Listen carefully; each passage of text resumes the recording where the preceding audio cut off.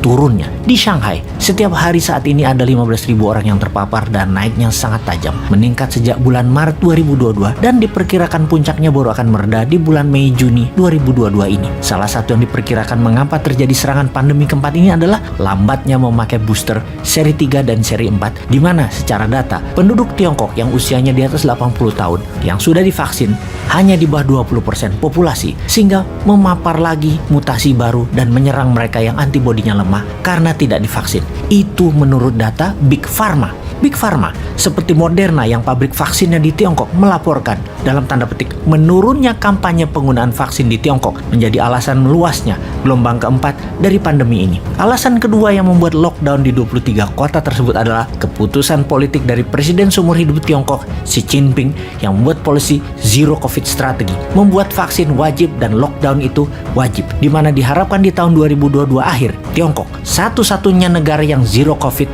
dan menjadi negara terdepan di dunia pada saat dunia terpapar gelombang keempat di tahun 2023 dan seterusnya.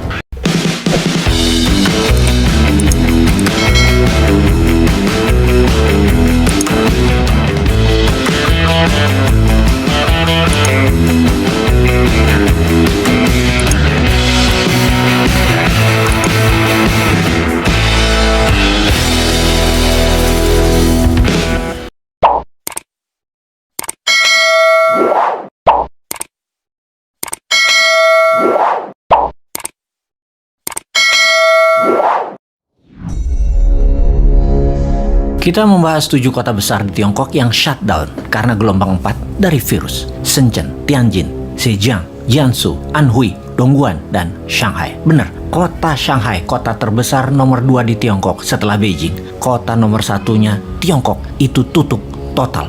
Shanghai itu New York-nya Amerika. Begitu total lockdown, sangat mengerikan efeknya. Bukan saja pandeminya, namun efek ekonomi ke dunia. Sama dengan sanksi ekonomi yang diberikan ke Rusia efeknya, plus efek Ukraina akibat perang.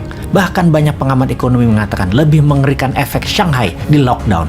Sudah hampir 2 minggu Shanghai dikunci. Penduduk Shanghai banyak yang tidak siap dengan penutupan total ini. Akibatnya, kekurangan pasokan makanan, food supply, dan keterbatasan sarana kesehatan hingga 150% kapasitas sarana kesehatan di Shanghai sudah dipakai. Semua itu sesuatu yang tidak pernah terbayangkan sebelumnya. 7 kota besar tadi masih ditambah 16 kota kecil lainnya. Ada yang full lockdown, ada yang partial lockdown. Jadi semuanya ada 23 kota.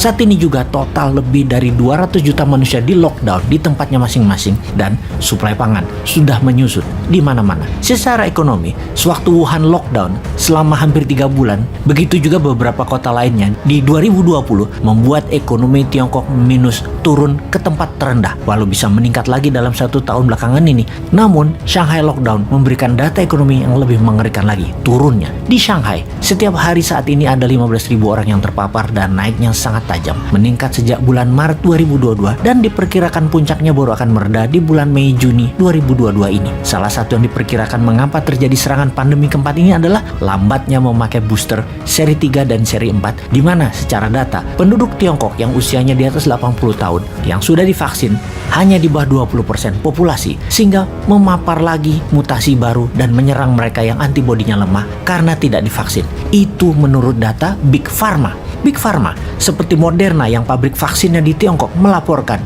dalam tanda petik menurunnya kampanye penggunaan vaksin di Tiongkok menjadi alasan meluasnya gelombang keempat dari pandemi ini. Alasan kedua yang membuat lockdown di 23 kota tersebut adalah keputusan politik dari Presiden seumur hidup Tiongkok Xi Jinping yang membuat polisi Zero Covid strategi, membuat vaksin wajib dan lockdown itu wajib, di mana diharapkan di tahun 2022 akhir Tiongkok satu-satunya negara yang Zero Covid dan menjadi negara terdepan di dunia pada saat dunia terpapar gelombang keempat di tahun 2023 dan seterusnya. Benar, biasanya Tiongkok kebijakannya adalah mendulukan prosperity atau kemakmuran. Namun, kali ini Xi Jinping mengutamakan kestabilan sosial dan kestabilan politik dengan disehatkan warganya terlebih dahulu.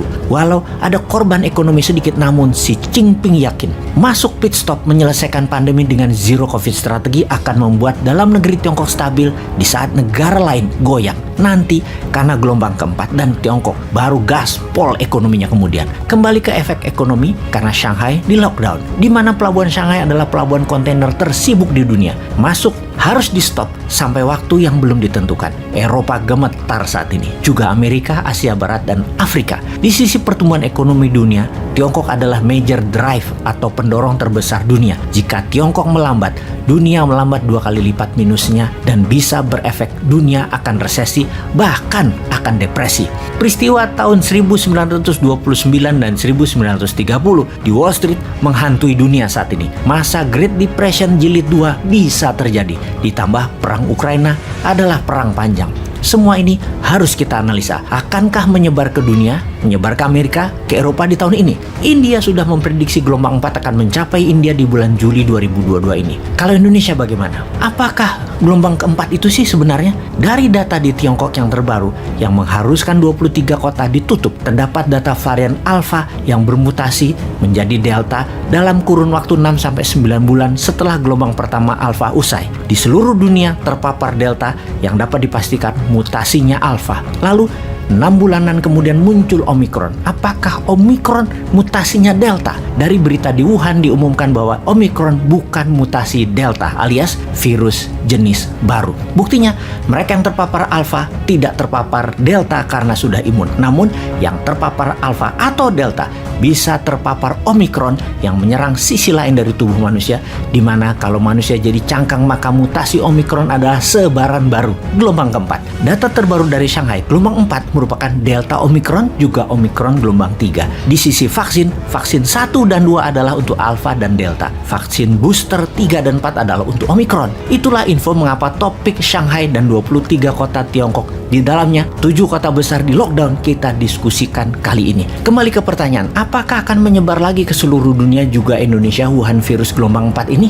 Ternyata sampai sejauh ini masih banyak yang belum percaya bahwa virus corona itu ada, karena hanya mendengar lewat berita dan tidak melihat dengan mata kepala sendiri. Misalnya, ada orang-orang di sekelilingnya yang terkena atau yang berdampak negatif seperti kematian misalnya. Dan hal itu wajar serta benar kalau mereka menganggap virus itu tidak ada atau bahkan hanya akal-akalan farmasi. Semua itu wajar orang-orang yang berpikir demikian karena memang tidak lihat, tidak tahu, dan tidak terasa. Pastinya ada yang namanya Big Pharma yang memanfaatkan pandemi ini sebagai mesin uang menjual vaksin.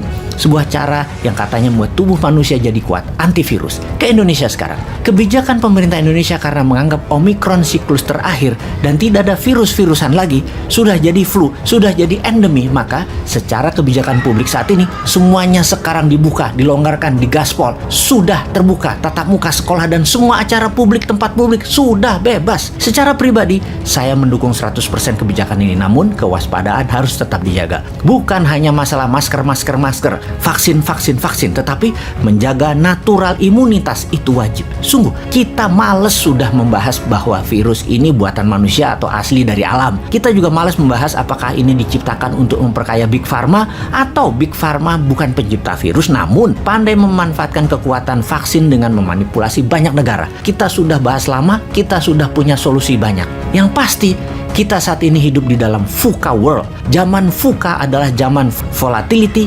uncertainty, complexity, dan ambiguity. Zaman kolobendu, zaman goro-goro, penuh ketidakstabilan, ketidakpastian, rumit, dan mempunyai banyak agenda yang simpang siur. Ada perang militer, ada sanksi ekonomi, ada perang dagang, ada perang ekonomi, ada perang cuaca, ada perang biologi. Sampai kapan?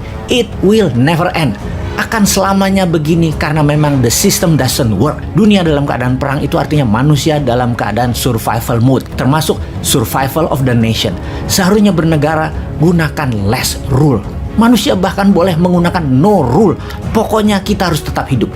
Lebih baik lagi bukan hanya sekedar hidup, kalau bisa menjadi penyelamat manusia lainnya. Kemudian bisa menjadi yang terbaik keluar dari masalah, menjadi solusi. Permasalahan dunia saat ini, efek dari pandemi 2 tahun, efek dari digital disrupsi, efek dari perang dagang dan perang militer di Eropa Timur saat ini, efek dari jebakan hutang Tiongkok, efek dari mulai lemahnya kekuatan militer Amerika di dunia, efek mulainya ada penantang New World Order dan ketidaktaatan pada sistem dunia, yaitu taat pada dolar, tidak taat lagi pada SWIFT, tidak taat lagi pada Big Pharmacy. Semua sudah mulai gerak dan melawan, terutama negara-negara yang pemimpinnya berdaulat. Mereka semua melawan. Dunia yang volatility, uncertainty, penuh dengan rebel, gerakan resilience dengan insurgensinya, macam-macam terjadi di dunia saat ini. Ada perang terjadi di Palestina dengan Israel, Saudi dengan Yaman, ISIS dengan Suriah, Kurdi dengan Irak, Uighur dengan Tiongkok, Nepal dengan Tiongkok, Jepang dengan Rusia di Kuril Island, Timor Timur bersih tegang dengan Australia, urusan Timor Gap yang disedot habis Australia,